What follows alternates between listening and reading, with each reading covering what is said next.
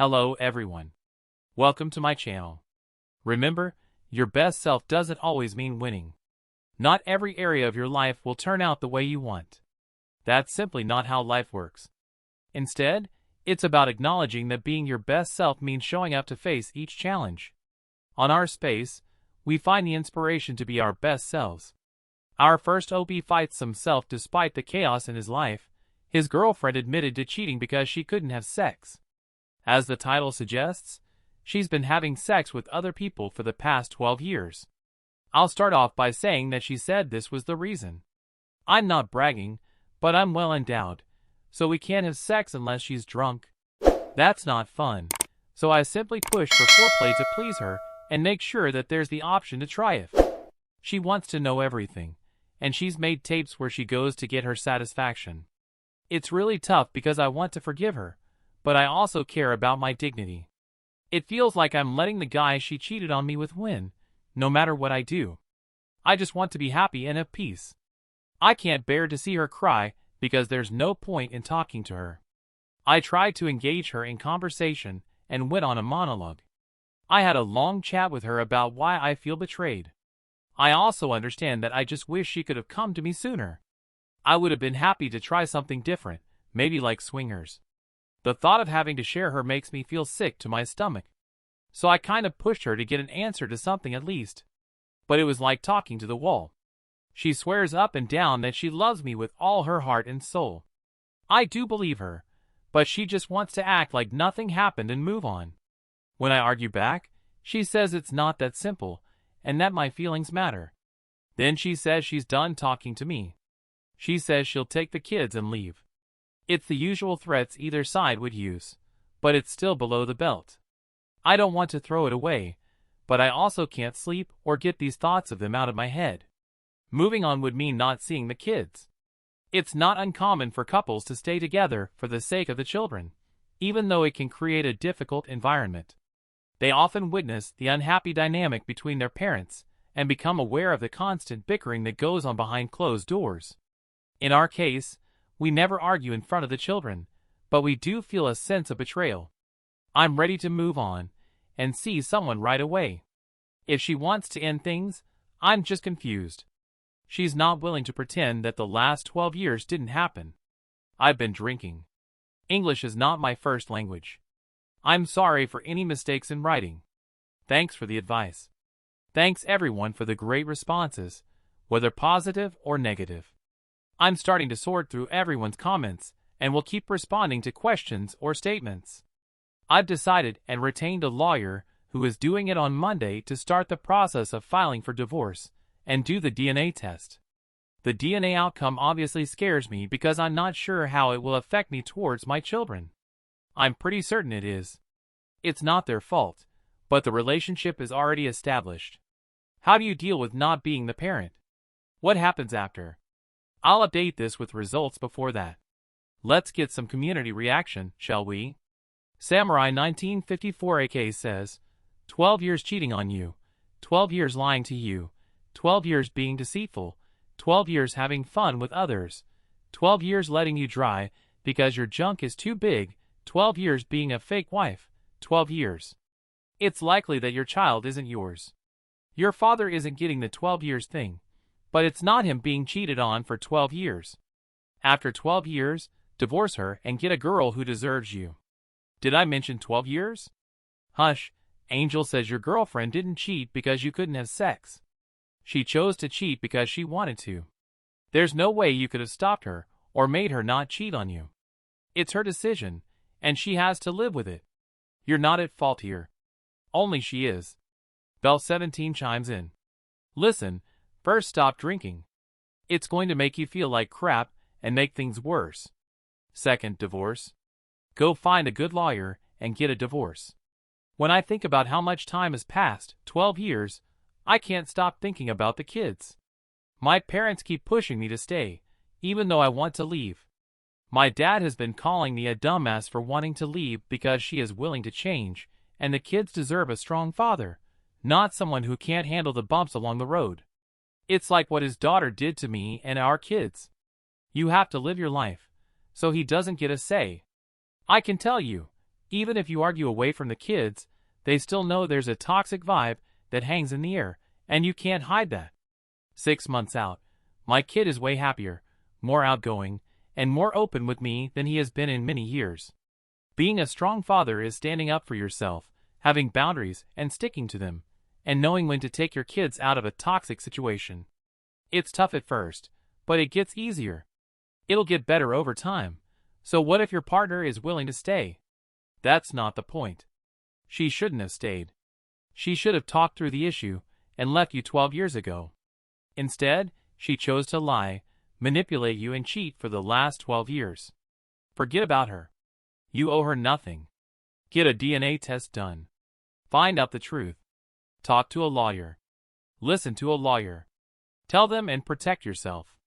Walking away and serving her may finally wake her up. Okay, now for the update. I found out the results of the DNA test I demanded from my wife. As many of you suspected, both kids were not mine. I can't begin to describe the turbulence I'm feeling. I'm barely holding it together as I get ready to tell them goodbye. I already filed for divorce. As heartbreaking as it is, I honestly feel relief. I can move on finally to heal myself, and hopefully I'm going to find my purpose in life other than being a doormat. She tried begging for forgiveness, but I feel as if forgiveness is earned, not given just because you apologize. Trust and loyalty is the most important thing in a relationship. Without it, what are we even doing together? Thanks again for all the support and advice, everyone. I didn't know how else to update this properly, and I apologize for the errors, but I'm hanging out tonight with Jack and Coke. I know it's harsh that I've chosen not to have contact with the kids, even though I've raised them since birth.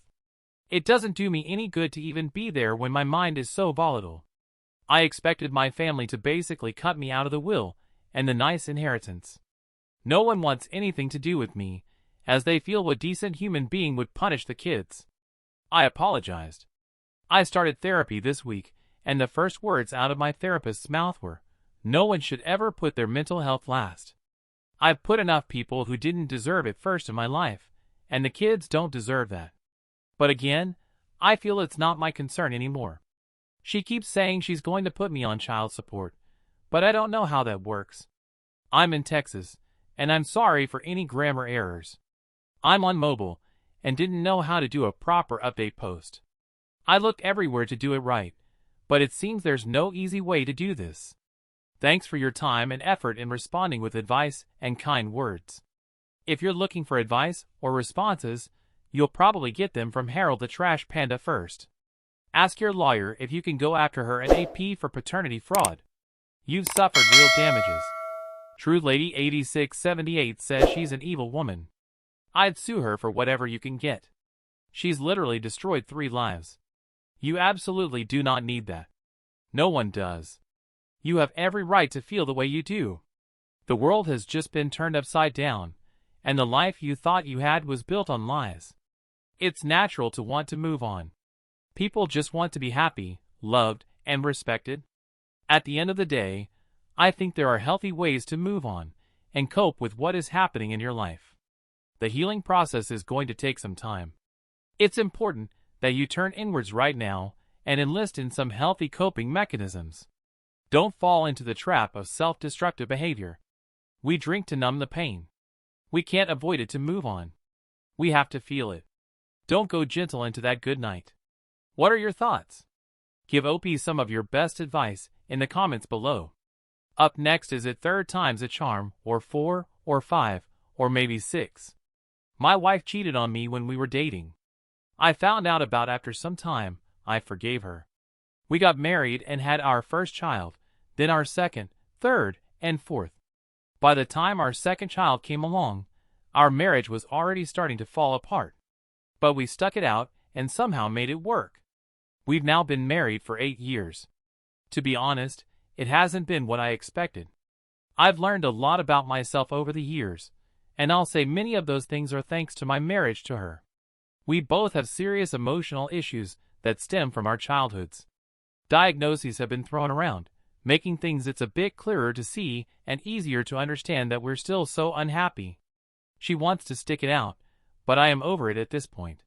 I am convinced I would even be a better father to our children if I got out of this marriage. I'm having trouble seeing my life separated from our children, at worst, and seeing them 50% of the time, at best. Here's the good part. When we were dating, she cheated on me with not only one but 5 guys. All these years, she told me it was only one, which is bad enough. This all happened during a 6-month college internship in Florida where she got to work for Disney. She spent a month on a college internship in Florida, where she got to work for Disney. I'm not surprised, to be honest. This really solidifies my already negative view of her.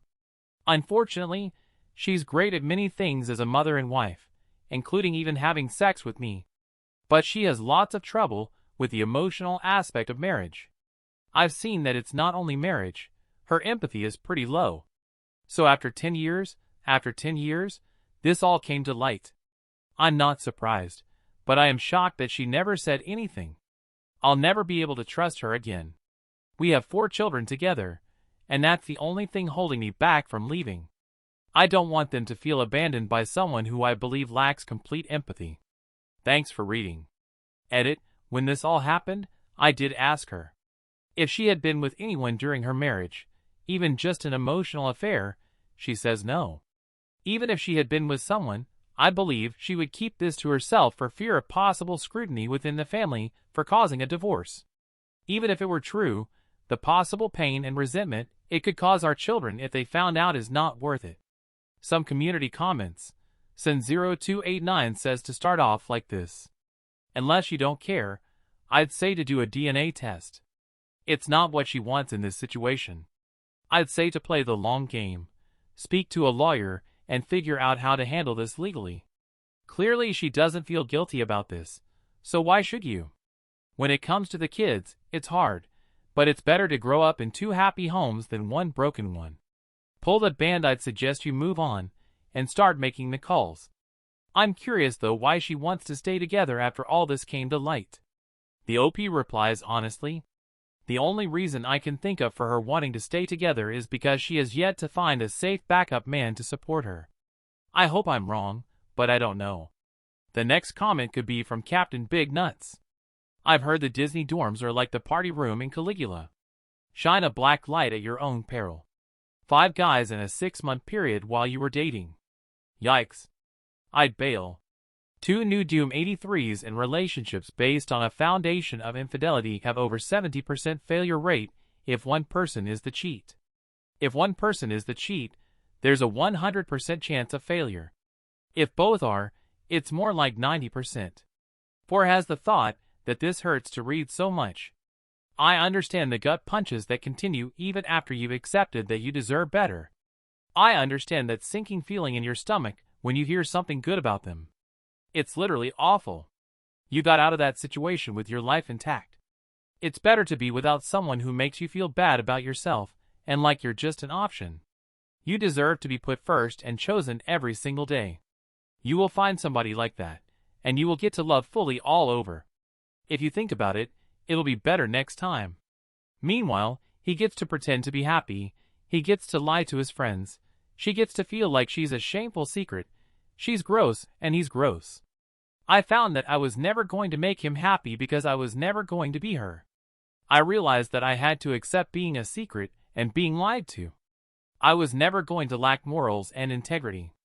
That's why he needed somebody else. He needed somebody to worship him, while he simultaneously felt better about himself. He views her as less than my cheater. He thrived on an image and feeling like a good guy. He wanted everybody to believe he was great. He was literally empty inside. He knew I was better than he could ever be. He was never going to choose me. He wanted a better life for himself. The minute I needed his help and support, I stopped worshiping him. He started to have to acknowledge his emptiness. These people are sick. You are not you. You hurt now, I hurt now. But we have hope for bliss and happiness and genuine love and affection and loyalty. They live their lives the way they do, a tier below, because they will always accept to desire garbage, because they cannot fix themselves. Feel pity and laugh. And laugh at their sad, empty lives. You'll be fine. You'll recover. You said it yourself. You'd be a better father if you weren't in the relationship. Think of it not as abandoning your kids. Think of it as showing up as you always should have, and as your very best self. There's no way to do that if you are burdened by these thoughts that you're having about marriage. How are we supposed to be there for our kids when it's hard to be there for ourselves when we're not even there for ourselves? You can do this. Take control of your life and live the life you deserve. Now is the time. There is a beautiful life beyond this marriage. It's waiting for you. What do you think? Let us know in the comments. As always, thank you for joining us today on our space. Don't forget to like, subscribe, and hit that notification bell. Please let us know what you thought of today's content. Until next time.